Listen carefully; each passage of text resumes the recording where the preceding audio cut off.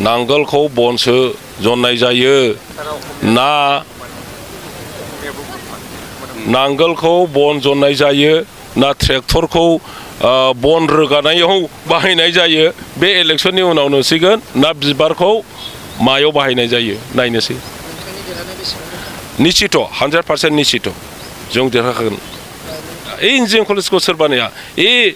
medical कलेजखौ सोर बानाया नार्सिं कलेजखौ सोर बानाया आइ दैनि दालांफोरखौ सोर बानाया बे मा होनना बुङो बेखौ ओरैहाय नोंथांमोननि खाथि खालायाव जेसेबां दैफोर दङ बे दालांखौ सोर बानाया बे हस्पिटालफोरखौ सोर बानाया बे हाथायफोरखौ सोर बानाया बे लामाफोरखौ सोर बानाया बे स्कुलफोरखौ सोर बानाया कलेजफोरखौ सोर बानाया बे खोथाखौ नोंथांमोना बिसोरनाव सोंनांगौ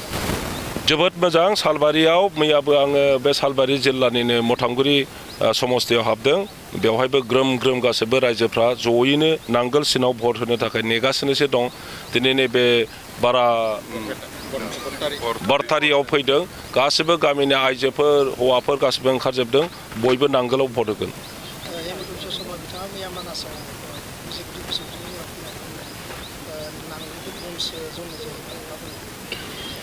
नांगोलखौ बनसो जननाय जायो ना नांगोलखौ बन जननाय जायो ना ट्रेक्टरखौ बन रोगानायाव बाहायनाय जायो बे इलेक्शननि उनाव नुसिगोन ना बिबारखौ मायाव बाहायनाय जायो नायनोसै निश्चित 100% निश्चित जों देरहाखागोन गोबां मावनांगौ दं जोंहा जोंनि बिटिसिआव थानाय বিভিন্ন জাতি গোষ্ঠীनि জাতীয় সমস্যা সমাধানৰ কথা আছে এইটো লৈ পেলাই আমি আগুৱাইছো কাম কৰিম আমাৰ অঞ্চলত শান্তি প্ৰতিষ্ঠাৰ কথা আছে এইটো আমি কৰিম আমি কৰি আছো আৰু প্ৰত্যেক জাতি গোষ্ঠী ধৰ্মাৱলম্বী ভাষা ভাষী আমি একত্ৰিত কৰিব বিচাৰিছো কাৰণ তেখেতসকলে বাহিৰৰ পৰা আহি পেলাই আমাৰ মাজত জাতিৰ মাজত বিভাজন কৰি দিছে ধৰ্ম লৈ পেলাই বিভাজন কৰি দিছে ভাষা লৈ পেলাই বিভাজন কৰি দিছে গতিকে সেইটো আমি একগোট কৰিব বিচাৰিছো বিপিএফ দলে আমি সবকে লৈ পেলাই কাম কৰিম উন্নতি কৰিম অঞ্চলটো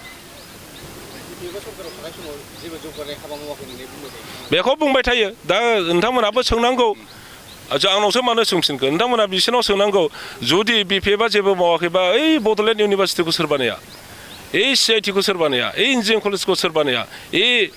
मेडिकेल कलेजखौ सोर बानाया नार्सिं कलेजखौ सोर बानाया आइ दैनि दालांफोरखौ सोर बानाया बे मा होनना बुङो बेखौ ओरैहाय नोंथांमोननि खाथि खालायाव जेसेबां दैफोर दङ बे दालांखौ सोर बानाया बे हस्पिटालफोरखौ सोर बानाया बे हाथायफोरखौ सोर बानाया बे लामाफोरखौ सोर बानाया बे स्कुलफोरखौ सोर बानाया कलेजफोरखौ सोर बानाया बे खोथाखौ नोंथांमोना बिसोरनाव सोंनांगौ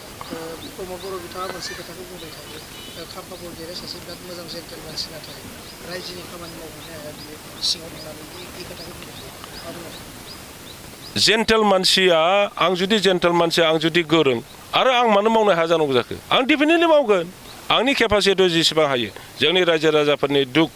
खस्थ'फोरखौ बे पार्लियामेन्टआव बुंजानाय इस्युफोरखौ आं पार्लियामेन्टआव बुंगोन जोंनि भारतनि दैदेनगिरिफोरजों प्राइम मिनिस्टार हम मिनिस्टार नेताफोरजों रायलायनानै समाधान खालामनायनि आं बेबस्था लागोन मावनो हायैनि खारना मा बिसोर बादा होनो हागोन नामा आं एमपि जाना थांनायाव आंहाथ' जेबो बादा थानाय नङा आं सिदा पार्लियामेन्टआव हाबगोन खोथाखौ बुंगोन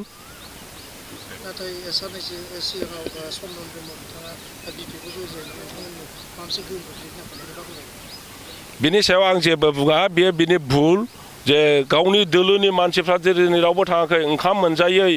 बेमारि मानसिब्लाबो आगोलनिफ्रायनो बिपिएफ खालामनाया दासिमबो बेमाराव गोग्लैनानैब्लाबो बिपिएफ खालामगासिनो दङ गैजा रोङै मानसियाबो बिपिएफ खालामदों दासिमबो बिपिएफ खालामगासिनो दं रावबो नागाराखै